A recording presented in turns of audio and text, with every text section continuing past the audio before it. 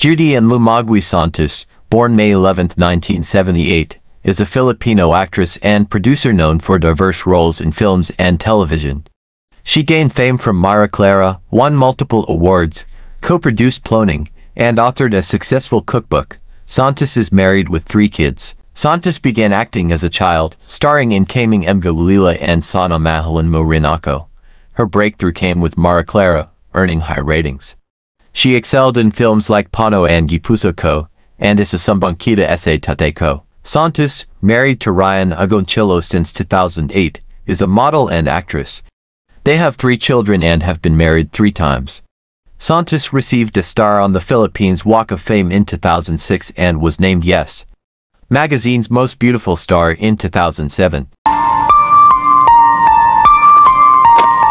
Shut up! Kuya Diego, huwag ka mag-alala. Sa pag-alis mong yan, isasama kita palagi sa aking mga dasal. Kuya Diego, pwede ko pang mahawakan ng mukha.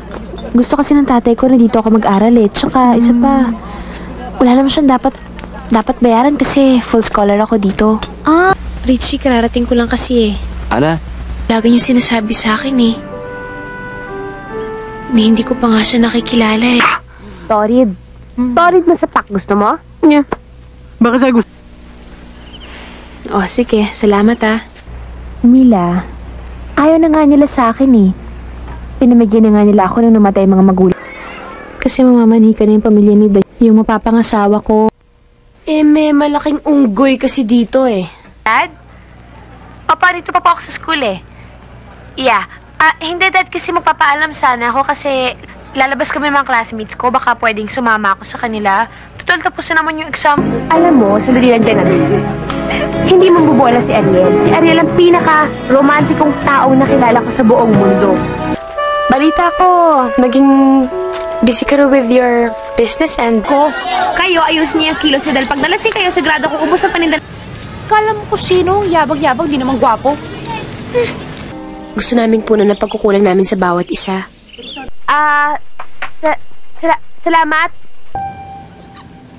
Hindi sinasadya. Yabang mo. Bakit mo nga ako tinutulungan, ha? Para ano? Para magkautang na loob ako Ko na ikaw ay kasabot siya sa mga dayaan na yan. Magtago ka na sa pinanggalingan mo, ha? Dahil Yan, ha? Buti nga mabangon yung kwarto mo eh. Kapag nasunog yung bahay niyo, sinadya ko yun. Ano? Lang naman, masyado naman kayong madrama. Huwag ka nga. Ay, teka muna. Bakit kayo nandyan? Ay, buwis sabihin, nasa si Eric. Okay na ako kanina eh. Bakit bigla kayo Isuklit yung ba't mo kinuha? Sira. Aray ko. ganito, kayagi na lang ganito. Wala namang umu-order ng kaldereta. Si Apo Wiham.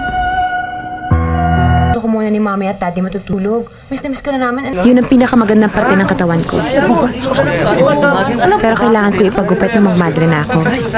Magpipitong taon na kayo nakikipaglaban ng iyong ama. Very good. And why do you think ganun ang ginagamit nila? Paano sasabi na?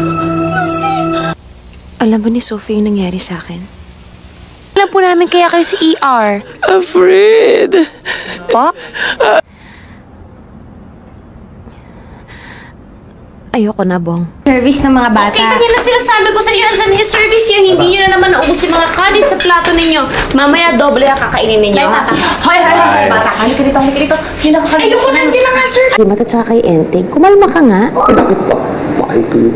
Pansamantala lang naman. Hindi mo ba alam yung salitang pansamantala? Kaya nilang ipaliwanag sa isang upuan ng mga bagay na gusto nating maliwanagan tayo. Napabayaan lang naman po ito nung nagkasakit ang tatay eh. Kailangan kasi na magbabantay sa kanya. Dahil dito sa ex-friend natin na pagkatapos kang abusuhin. Daan ho ako sa may kusina. Nakita ko ho si Aling Binay. Ang dami-dami ho niyang trabaho. Ipon pa naman ako dito eh. Pero hindi aabot ng 100. Ako na lang kukuha. Wala ako, may makukuha akong impormasyon ngayon eh. Yung ayaw nila ibigay sa akin noon. O sige, tawagan na lang kita mamaya ha. Para akong nagaling sa bangungot, Gemma Rose. Iko! Po medyo mainit po. Mas mababantayan ko si Mami. Yun na. Sa sobrang dami ng bagay na ginawa mo para sa akin, napakaliit lang nito, no? Alam ko. Pero tikman mo na rin. On the house. Mamaya, pero promise magbabayad ka. kasi mag-abono ako pag hindi. Magandang umaga, boss. Nandyan po ba si Police Captain? Yung kasong hinahawakan ko ngayon. Ano ba itong ginagawa ko?